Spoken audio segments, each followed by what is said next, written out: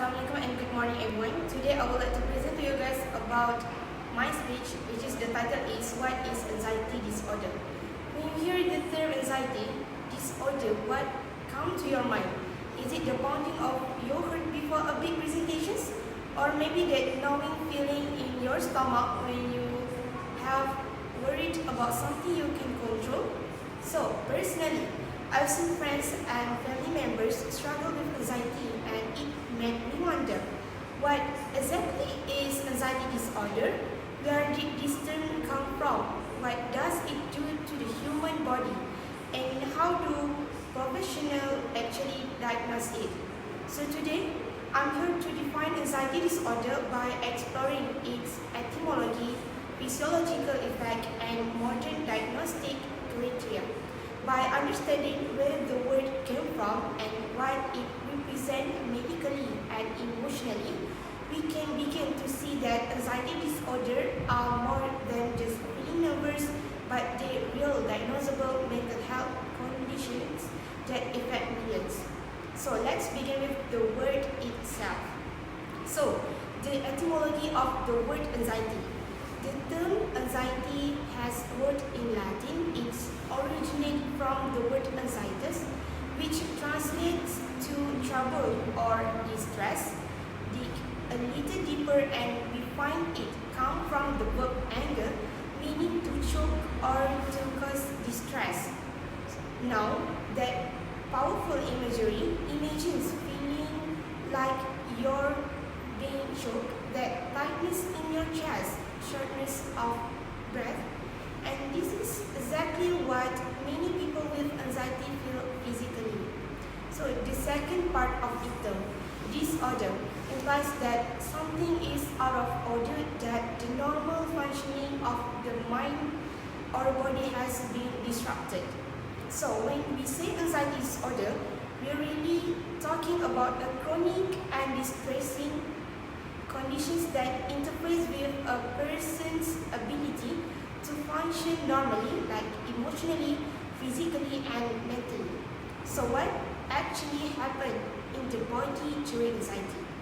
So the physiological and emotional effect of anxiety.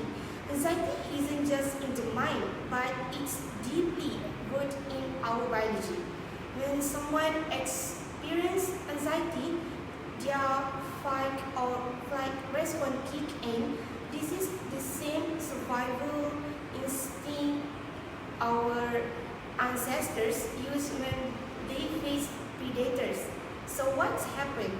First, your heart rate increases, muscle tense up, breathing become faster, or maybe your senses become hyper alert. So even if there's no real dangers, the body reacts as if there is one. This can happen during a public speaking event, a job interview, or even without any obvious trigger at all. Emotionally, anxiety feels like a mix of dread, uneasiness, and fear. Sometimes people describe it as a cloud of panic, or a constant worry they can't escape, or even when everything around them seems fine. So, and that's what makes it so frustrating. The person knows their fear might not make sense, but they still feel it instantly. So, how do professionals identify when normal worry become a disorder? So, modern diagnostic criteria. In modern physiology, anxiety disorder covers several specific conditions, include first, GAD, which is generalized anxiety disorder, panic disorder, and social anxiety disorder. So, according to the American Psychiatric Association, an anxiety disorder is diagnosed when excessive fear or worry persists from 6 months or more and significantly interferes with daily life. So, the diagnosis involves first clinical interview, second physiological evaluations, and observation conditions of behavior over time. It's not just about feelings anxious, but it's about how much that anxiety disrupts a person's ability to live normally. For instance, to work, study, sleeps, or maybe in mate relationships. Fortunately, with proper diagnosis and treatment, including the therapy, medications, or both, anxiety disorders are manageable. So the conclusion is, for sum up, the term anxiety disorder has a rich and meaningful history, from its Latin root describing choking distress to its biological and physiological effect, and finally to its modern clinical definitions. These conditions is far more than just passing emotions. It's a diagnosable, treatable medical issues that affect real people in real way.